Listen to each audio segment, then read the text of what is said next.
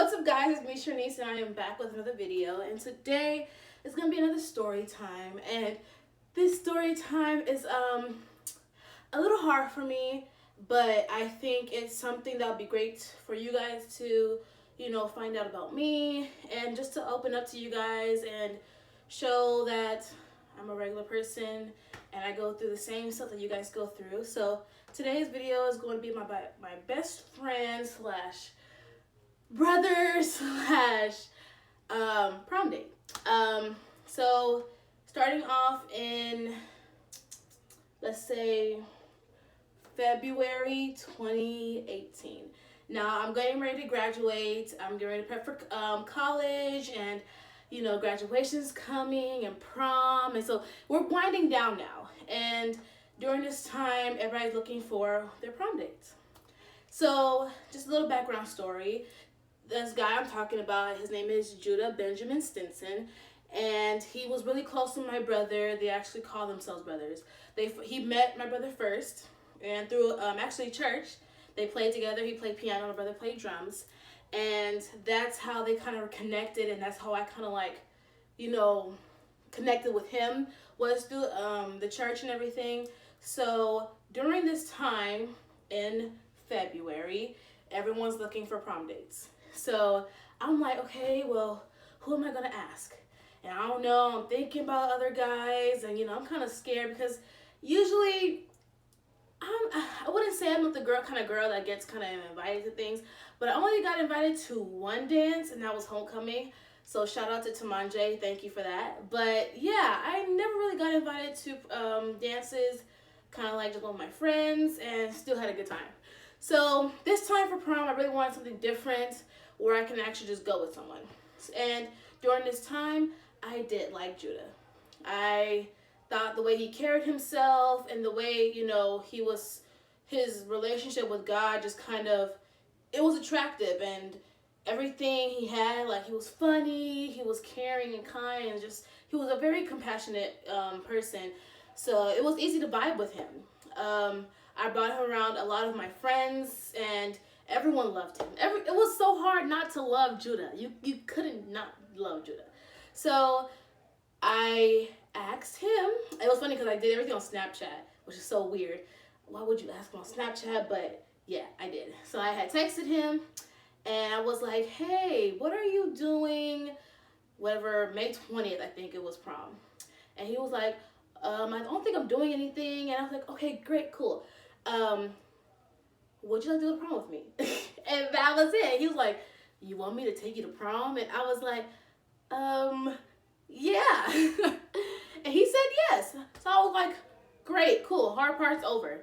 So moving forward the next couple of weeks, I was talking to him about, what colors to wear. I was in between silver, maroon, and so I really wanted to work with him because he will be wearing stuff too. So we were working on that, and one day he had texted me saying, hey, I don't think I'll be able to go to prom with you. And I was like, and so background story, Judah did have Angiosarcoma. I'm not sure what, because with Angiosarcoma, there's I think a big variety of what goes on. So I'm not 100% sure of what he had specifically, but I do know he had it for a while, and he was going really back and forth with it, and this time it was just a little stronger. So he told me, he was back in the hospital, and I was like, okay.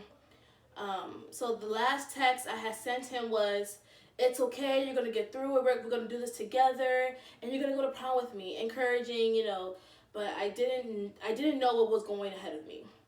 So moving forward, I believe a week later, mind you, he wasn't able to read my text. So that text that I had sent him, I knew I had sent it to him, but he never got the chance to read it.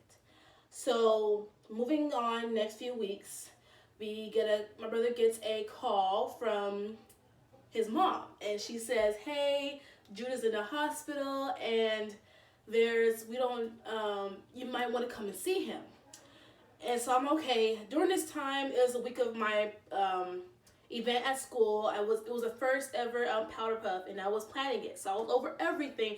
So my week was very, very busy. So my brother was like, okay. So the next day, my mom, and my brother were planning on going, and I was going to go to school. So I go ahead to school, and I'm kind of like, we're both all just shook in because we don't know what's going to happen. We don't know what's going on. And I remember I went to my one of my mentors' office, Lulu, and I just started crying. And I was like, my friend Judah, they're saying that, we need to they go to the hospital, and I'm just all over the place. And they're like, Shanice, go, because we don't want you to regret ever, not going. So I said, okay. So I told everybody, hey, this is what we're going to do for this week, because we had activities planned for Powderpuff, but I was like, I have to go. So we went to the hospital, and I remember he was at the Children's Hospital in Los Angeles, I believe, and seeing him, I was like, oh no. Because one thing I knew was that the same state he was in was the same state that my auntie was in. Now, my auntie had cancer, and she passed away in 2015. And the way he looked, I was like, okay. But, we still had that encouraging mindset and the positive attitude saying that he was going to get out of here. And I was still, thinking about going to prom. So when I went in there, I was talking to him because, he could still hear us, but, wasn't able to talk. And I was like, hey, it was like, oh, your prom date's here. It was so weird because some of his family didn't really know me. And so I was like, yeah, I'm his prom date or whatever. And he's coming to my prom. And his mom was just talking to him like, hey, Shanice is here. I was talking about colors just to see if, we'll get some reaction out of him or anything. So after that, me and my brother and I, we left there thinking, okay, we can get out of this. We're good. We get a call that next day that Judah had passed away. And I remember just crumbling because even though I haven't known him all my life or even just a short period of time, in that short span, he was just this big part of our family. And so that call was hard. Very, very hard. I remember going to school that day and I didn't want to talk. It was off, and I had to announce to my whole ASB crew that I'm going to need you guys' help because this whole week is going to be hard for me to do. So moving forward, thankfully, well, actually, no. That Friday was a Powderpuff, and it was raining, so Powderpuff was canceled. So that really wasn't helpful to me because I wasn't able to, keep my mind going. But it did help that next week because we prepped Powderpuff for next week. So I decided to host Powderpuff in his honor, and we raised like $4,000 for our class of club, and so yeah, that's a little story of me losing my prom date. I will post some pictures of him and some other stuff, also prom pictures. So for prom, we had this gorgeous idea of having this locket that had his picture. It was a heart locket with his picture on it, and I had put it into my corsage. So if I can find a picture, I will post it with this video. But yeah, that was super, super hard, and death period is horrible. But when it's on a person who is 19, 20 years old, who has so much ahead of them, it's like, it's so infuriating. And I just say to everyone, love your friends, love your family, because you never know what can happen. Tomorrow's not promised, and I think everybody's worried about the negativity and the foolishness. We just all need to come together and just spread love and positivity. So that moves on to my little next topic real quick, and I will be doing a separate video on that. But I am running for Miss California Plus America 2020 next year. But I am the reigning Miss Paramount Plus America 2020. And my platform is Angiosarcoma, dedicated to Judah.